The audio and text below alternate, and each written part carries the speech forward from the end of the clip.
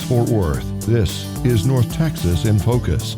This show takes a closer look at issues and concerns around the Metroplex. We bring you the show on 88.1 Indy and 881indy.com.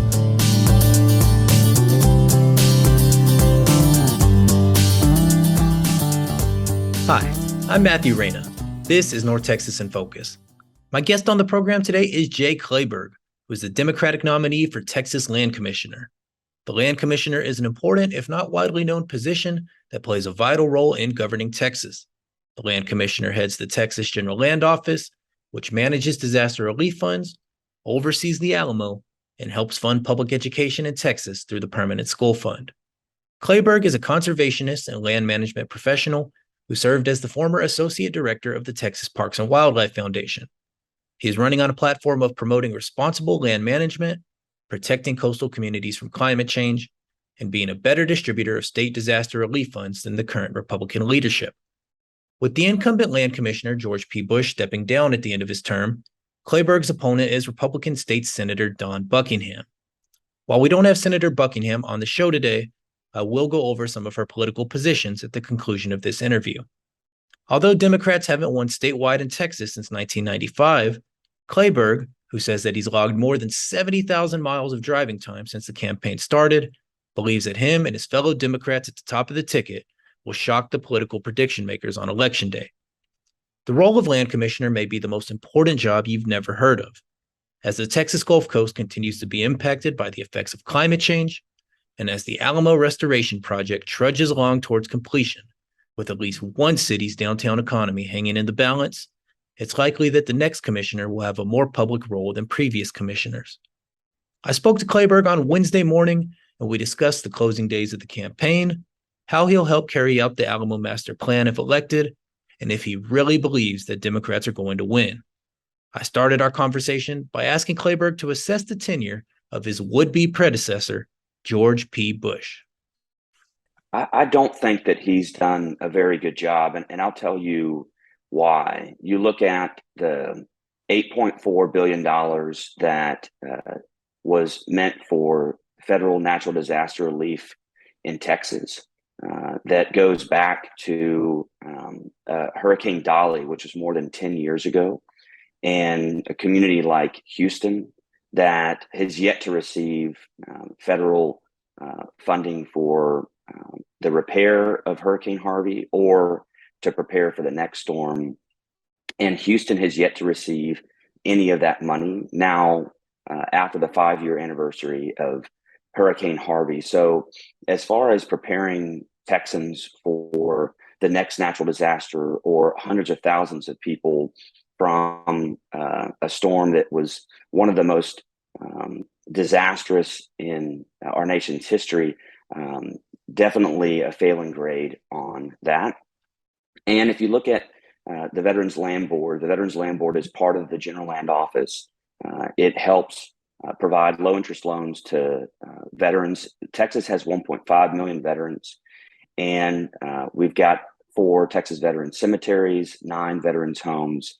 And that organization, which serves our military, has yet to hire an executive director, now going on 2 years. So no one at the helm. And if you look at the failures of that during the pandemic, we had double the death rate in those veterans homes of the state average of any other nursing care facility in Texas. And so by that measure, those two measures, I would say that he's not done a good job. And the last I would say, and again, I'm not running against George P. Bush, but it's something that we're interested in and very much focused on is right now we're generating about $1 billion in revenue from 13 million acres of public lands.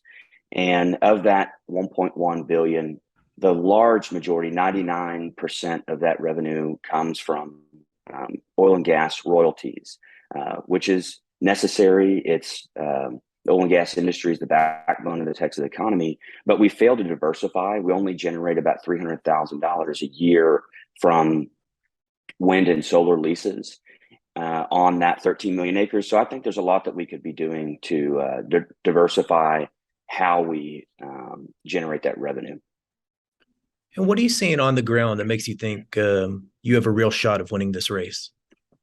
We've traveled all over the state, and I know you hear statewide candidates say that, but we really have. I've got about 70,000 miles on my pickup truck. We're on day 3 now of a 14-day, 3,200-mile get out the vote tour of the state.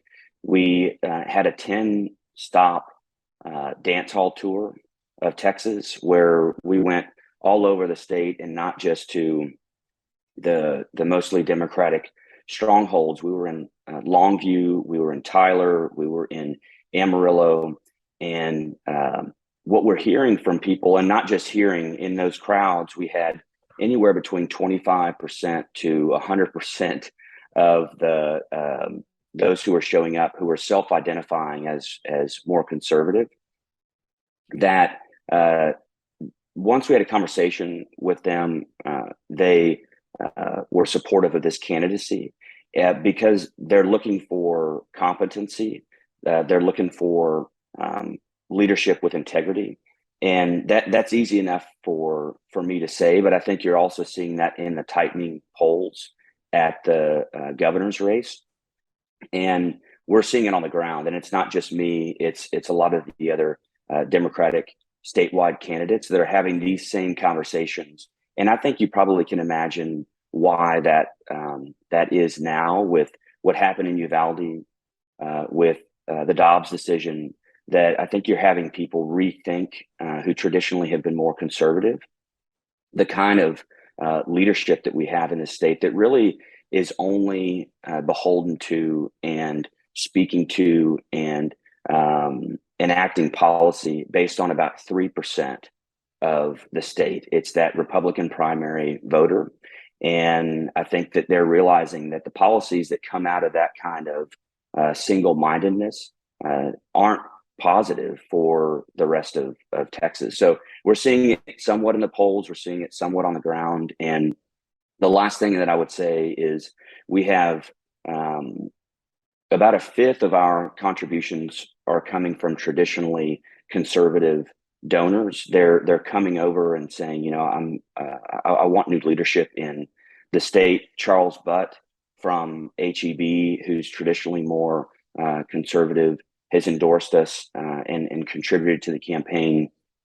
We've had about 7 elected and former elected Republican officials who have come out in support of this campaign, similar to what you're seeing with Mike Collier. So I think that's something different that we haven't seen in a very long time. And if you go back to when Republicans started to win races back in the 90s, it was the down ballot. It was Kay Bailey Hutchinson and Rick Perry, who was running for ag commissioner, who won those races. There was a gubernatorial win prior to that. And so I think we're starting to see some of that crossover. And I think that we're going to see some wins at the statewide level on November the 8th.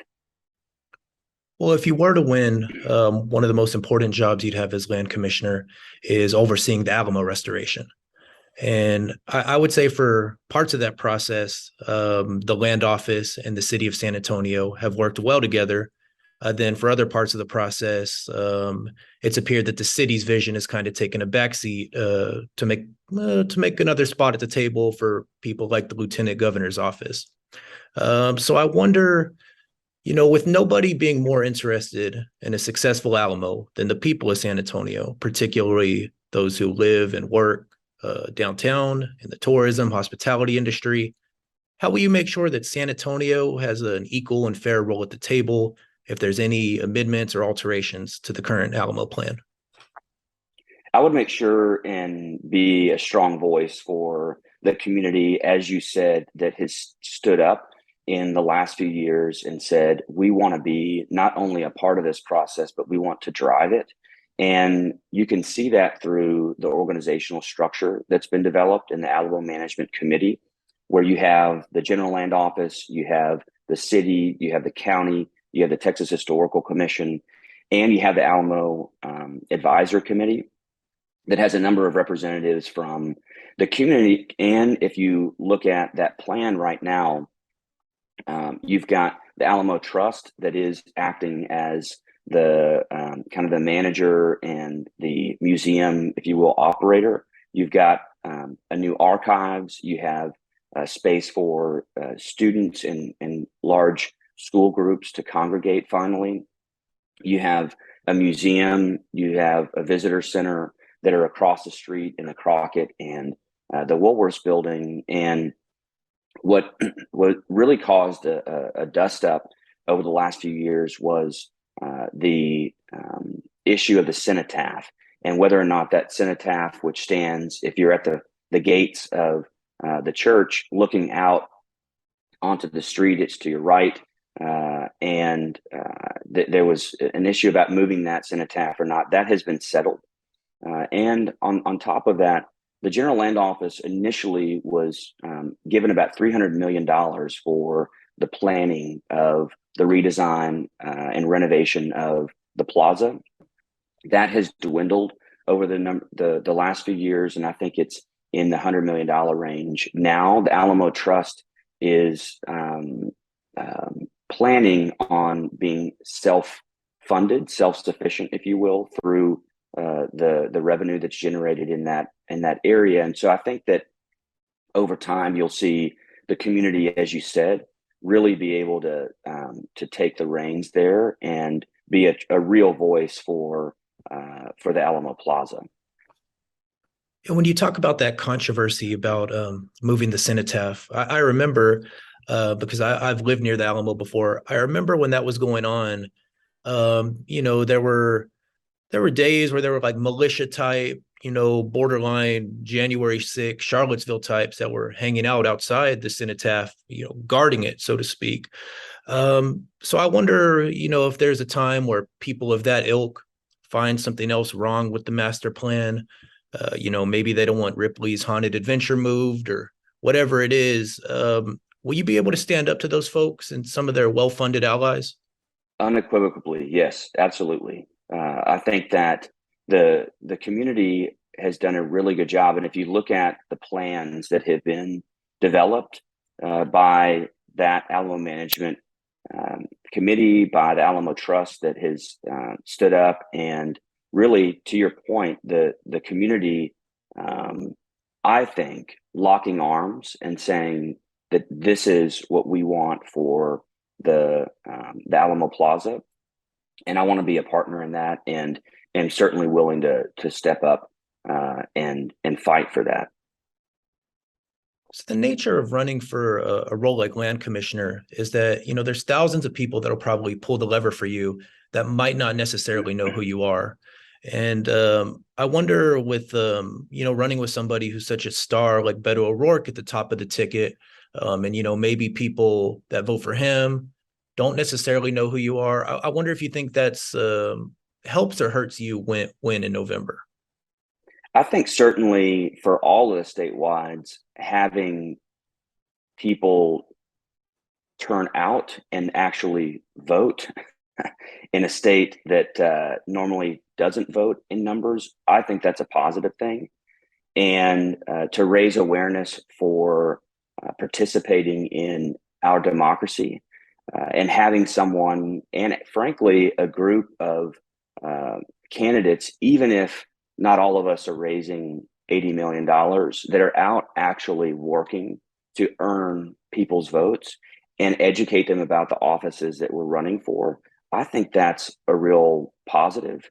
And you're not able to reach everyone. I mean, in any race, whether you're at the city level or you're at the state level, it's difficult to actually reach and communicate with everyone, whether you're knocking on doors or you're communicating over TV or doing interviews like this. It's just really difficult. And so what we've tried to do is make sure that we're running a strong race, that we're very much focused on educating people about the General Land Office, which is something that I think most Texans previously had really no interest in or understanding of the great role of an organization that's older than the institution of the governor, has generated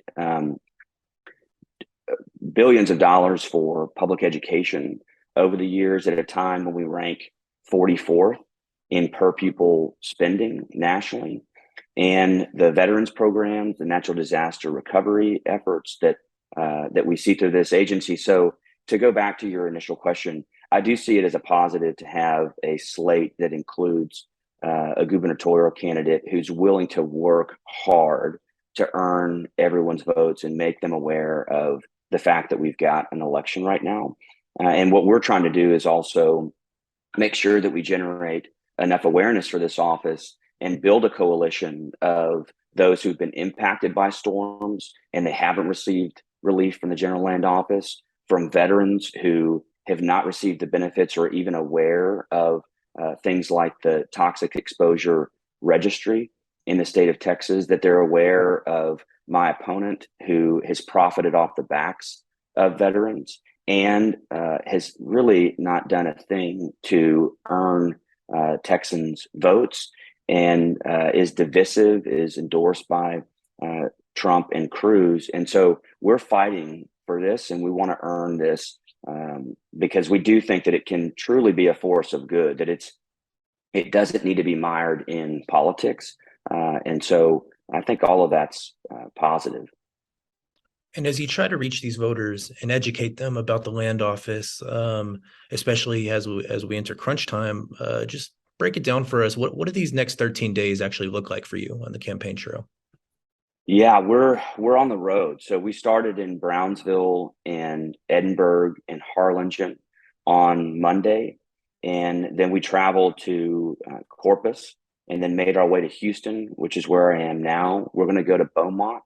We'll go up to the Longview area, Nacogdoches area, and then we'll make our way over to North Texas, and then Lubbock, and then Abilene and Midland, Odessa, and essentially circle the state 3,200 miles over a 14-day period. We're doing poll greeting. We're trying to get out the vote. We're talking with folks like yourself and news stations in each of these communities, again, to raise awareness that we have an election, remind people to get out and vote, educate them about the office, let them know who I am and what I stand for and my background. And we're going to be doing that through November the 4th. And then when we've got a break, we're going to come back to Houston and do a couple of get out the vote rallies. And then we'll go back to the Central Texas area in the final couple of days before November the 8th. So I think all the candidates are out on the road, just trying to make sure that all the work that we've done over the last 12 months, it results in a win. And that only happens when people actually turn out to vote, because you think about as a candidate, you're doing all of these things. You're doing interviews. You are trying to get all the newspaper endorsements. We got every single major newspaper endorsement in the state of Texas. You're raising money. You are knocking on doors. You are doing all these things. But at the end of the day, it doesn't matter until somebody actually votes for you. And so we have to make sure that people are actually going out to the polls. And that's a tremendous amount of work that y'all are putting in on the closing stretch. I mean, just, the magnitude of traveling around Texas is such a big state, and just going from Brownsville to Houston to North Texas to Lubbock, it's a tremendous amount of work. So I just wonder, as a final question, any predictions on what Texas looks like come Wednesday, November 9th? What do you think? I think that you're going to see a number of, I don't know how many, but I think you're going to see a new governor. I think that you're going to see a new lieutenant governor and attorney general. And frankly, I think that these statewide, because of the work that we've all put in, and I think that Texans, regardless of your political affiliation, I do think that they respect hard work. And I think that they also want competency. They want integrity. And I think you see that on the Democratic slate. And so I think that you're going to see a clean sweep. And I think it might surprise some people, because if you look at the special elections around the country, 7 since the Dobbs decision, you've had Democratic candidates outperform the 2020 results by somewhere between 3 and 13 percentage points. And I don't think that in many of those states and races that the polls leading up to Election Day reflected that turn. And I think that we're going to see the same thing. I think that we might be surprised by the change. And I think that we'll get back to, I know you and I talked about the divisiveness around the Alamo and politics trying to enter into that process. I think that we're going to see a Texas after that has leadership that actually cares to govern, number one, like end of sentence, govern. And then also you're going to see a Texas that's led by people that care about all Texans, not just those from a particular political affiliation. And when those leaders actually begin to drive results and not just divisiveness, but also distraction, which I think we've seen a lot of, and a lot of harm that this current leadership has done. That's my prediction. Is I think you're going to see statewide wins on the Democratic side, and then 4 years of actual competent leadership. Well, Jay Kleberg, thank you so much for taking time out of your schedule to talk to us today. Thank you. You're listening to North Texas in Focus on 88.1 Indy or 881indy.com. If you have something you'd like to hear addressed on a future show or any questions, you can send email to info@881indy.com. That's info@881indy.com.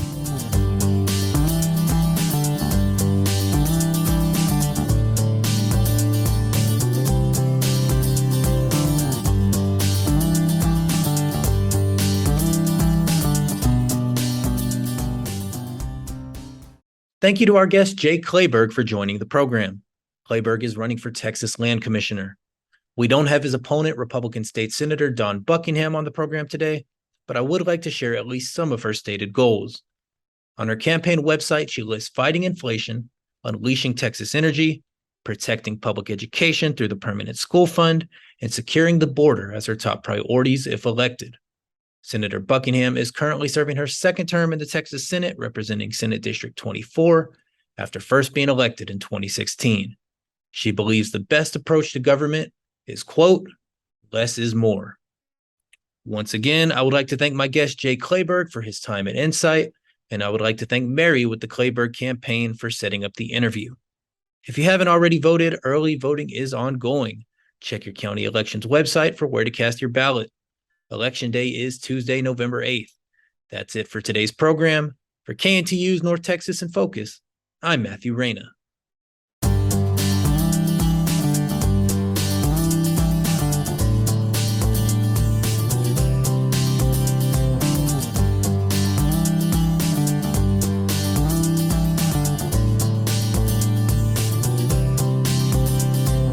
This has been North Texas in Focus on 88.1 Indy and 881indy.com. If you have questions or information to share with us, you can send email to info@881indy.com. Thanks for listening.